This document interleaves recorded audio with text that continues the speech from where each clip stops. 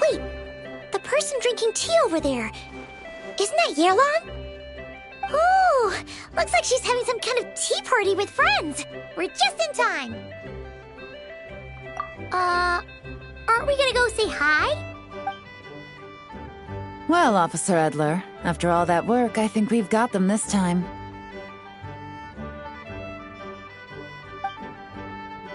Might take a few days to wrap up things in the field. In the meantime, I think you've earned yourself a break. Much appreciated, Miss Yelan. This case really took it out of me. 13 strongholds. One thieving weasel after another. We rounded up so many people, you almost start to hope a few were innocent, just to balance it out. I'm just glad we finally took down these crooks. Anyway, I'm gonna drop in on that old classmate of mine in Chaoying Village and reminisce about old times. Don't forget to take some tea and dim sum back to your friends at the Maison Gardiennage.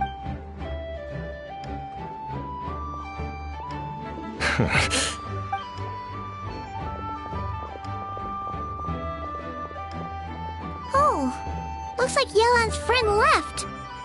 Paimon kinda wanted... Ah, another pleasant surprise. Traveler, Paimon. Excuse me, a pot of your finest Yunlai white tea if you would. And 2 more place settings. Now, judging by that expression, I assume you came over to ask about the 2 spies that were just watching us. Ah!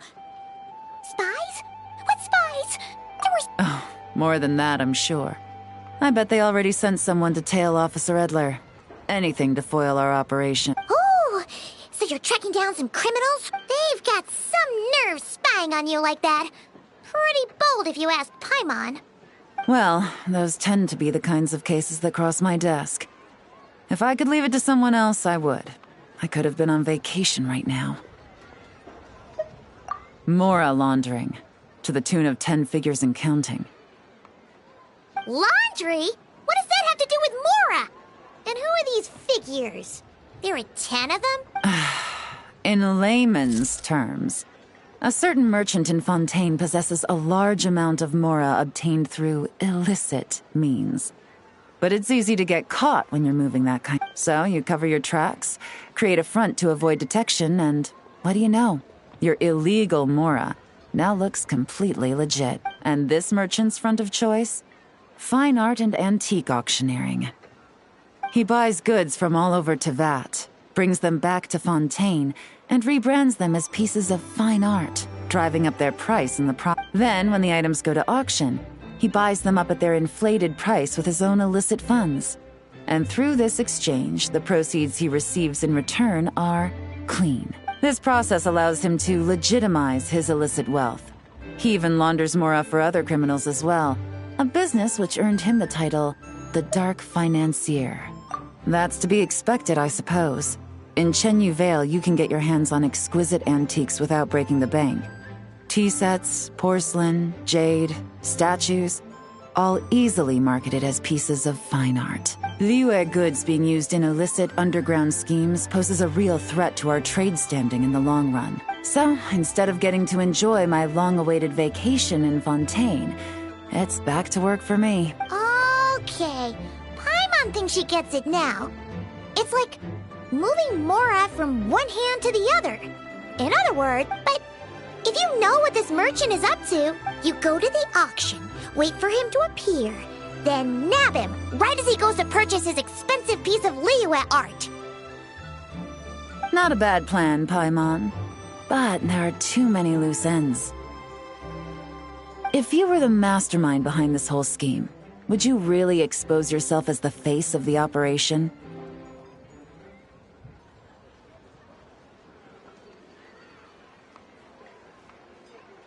Oh, yeah. You wouldn't want to be seen doing the dirty work. You'd send someone else instead. Like, if Paimon was the bad guy, she'd send the Traveler. No, wait! Even if Paimon turned bad, the Traveler would never...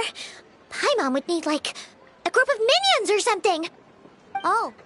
Oh! Paimon gets it now. Even if you track down the goods, if this dark financier guy isn't the one doing the buying at the auction, you won't catch him. It's not just a matter of who's at the auction. You also have to source the goods, transport them back to Fontaine, get them to the auction house, none of which are tasks he performs himself. He has a whole crew to hide behind. Tracking down the goods is already complicated enough. They change hands so many times, the trail is almost impossible to follow. So the most logical course of action is to play the long game. You start small. You find someone you can follow behind all the smoke screens, who'll lead you straight back to the dark financier himself. Wait, so you were just pretending? And to think, Paimon thought all that stuff about wrapping up the case and taking a break was actually true. Right you are, Traveler. Working with the Millilith and Officer Edler, we managed to launch attacks on all of the Dark Financier's strongholds, which allowed us to nab most of his crew. Those spies just now were his most important agents, the two people he trusts to have direct contact with him. The first is Corday, a senior member of the Fontaine Antique Association, in charge of auctioning off the goods. And the other is Dodamani, a ship owner from Sumeru and longtime cargo transporter. They're under pressure to salvage the situation, so we let them slip through the cracks on purpose. The goal is to make them think that, by some stroke of luck, they're in the clear and have room to act. They think keeping tabs on Officer Edler will allow them to operate under her radar and get whatever remains of their goods. But little do they know, while their attention's fixed on her, I'll be secretly gathering the intel that's gonna bring them crashing down. So, interested in coming along for the ride? I'm curious how you take to this line of work. Could be some potential there. Yeah, we kind of stumbled into this whole thing, but now we're a part of it too. Let's do it! For Yelan, for the people of Chenyavale, and for, the Liyue business world! I admire your selflessness, Traveler and Paimon. Let me be the one to look out for your self-interests, then. Namely, your payment. How about we do this the Fontainian way? You'll get exactly what a top agent receives for a dangerous field mission. Getting started is always the hardest part, but luckily, I have a lead. The Dark Financier's crew is even more on guard than usual, so our best bet is to do some counter-surveillance to get on the right track. And I think I know just the place to start. Let's head northeast and see if I'm right.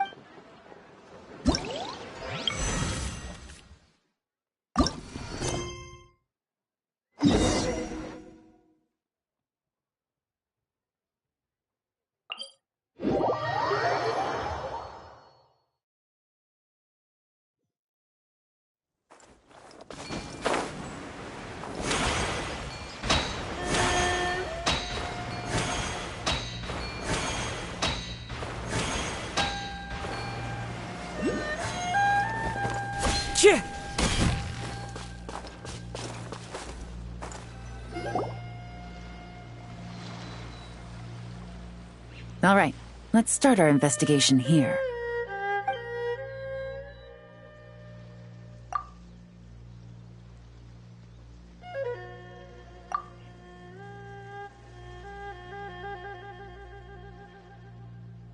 So, we can all agree this is just a normal stretch of wilderness, right? Paimon doesn't see any bad guys to nab around here. Well, it didn't take long for you to understand our role here, Traveler. Thinking like a top agent already. Impressive. Like I said, we need to start small. If we want to track down the man himself, our best bet is to start with his goods. So right now, finding his stock is our #1 priority. And to do that, locating his hidden stronghold is imperative. Which brings us to why we're here. Pretty good vantage point from up here, don't you think? Huh, guess so. Paimon can see the port of Elang Wharf, the boats in the distance, and some kind of tower. What's that for? It's a lighthouse. The Millilith use it to monitor the situation at sea. In addition, the flashing of the light can also serve as a means of communication. Oh, let's hear it. Not too far off at all, Traveler. The Millilith maintain an impeccable level of security in Shenyu Vale through consistent patrolling. This location offers a perfect vantage point to observe their lighthouse signals and deduce their patterns of behavior, which is a huge help if you need to move goods under the radar. So we should be able to find traces of the Dark Financier's scouts and— Oh, okay. Paimon doesn't quite follow, but she'll take your word for it. It's simple. Just take this forensic imaging device and investigate the surrounding area. As long as we're meticulous, I'm positive we'll find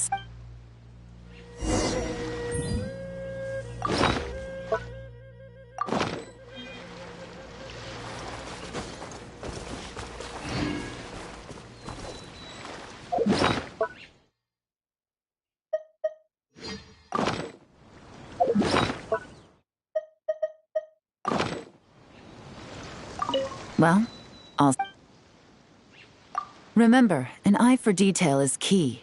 Clues are often hidden in—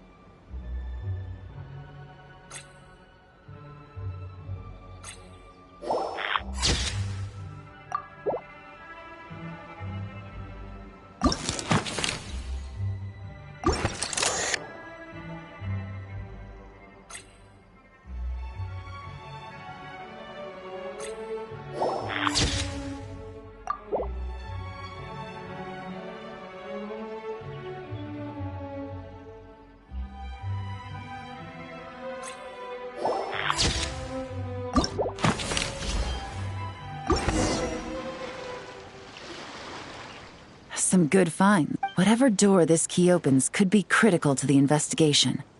And this carrier pigeon tube contains several coded messages. Huh. So there really is evidence around here. It's like these guys aren't even afraid of getting caught. What if the Millilith noticed them spying and decided to investigate? These objects suggest the Dark Financier scouts were likely disguised as fishermen. People like that are trained not to crack under pressure. All they'd need to do is come up with a believable excuse, like needing a place to rest.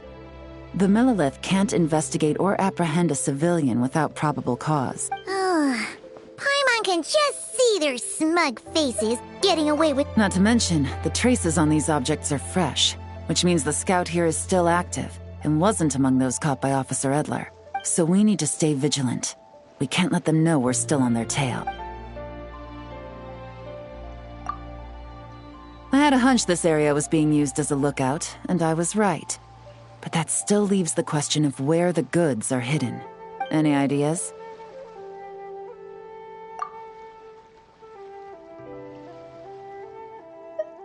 Spot on again, Traveler. Looks like you don't need anyone to hold your hand when it comes to deductive reasoning. Given a carrier pigeon's speed, the two locations should be close enough to deliver messages quickly. That means the base we're looking for should be within a certain radius, ruling out areas within line of sight of the lighthouse, as well as places with a lot of foot traffic. That just leaves the shallows to the north of Mount Mingyuan? That certainly sounds plausible. You have the cover of the mountains, and the advantage of hiding right under the authorities' noses. Well, our next destination is decided then.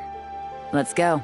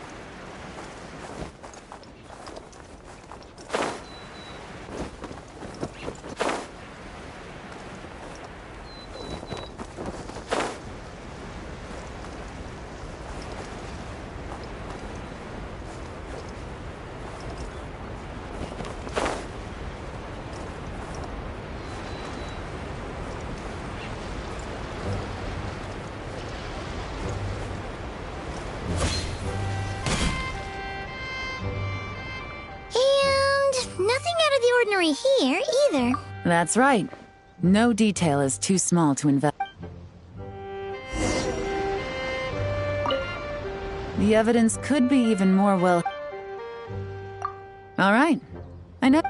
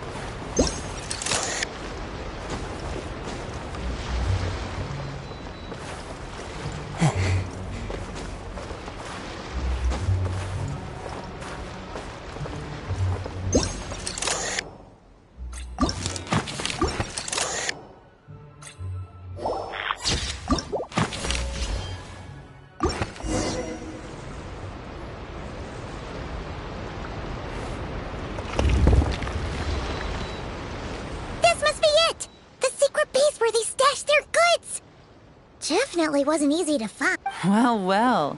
Looks like you tracked it down in no time at all. I see your potential as a solo field agent, Traveler. Now, time to test out the key we found earlier. Let's see what surprises could be in store. This isn't their home turf, so I doubt they had time to set more traps. Should make our lives easier. I'll take it from here. The last thing we want is to leave traces behind in there. Caution is the name of the game. You two keep a lookout. Make sure no one barges in while I'm in there. You got it! This is a first for us, but the Traveler can do... Good point. Yelan doesn't make mistakes like that.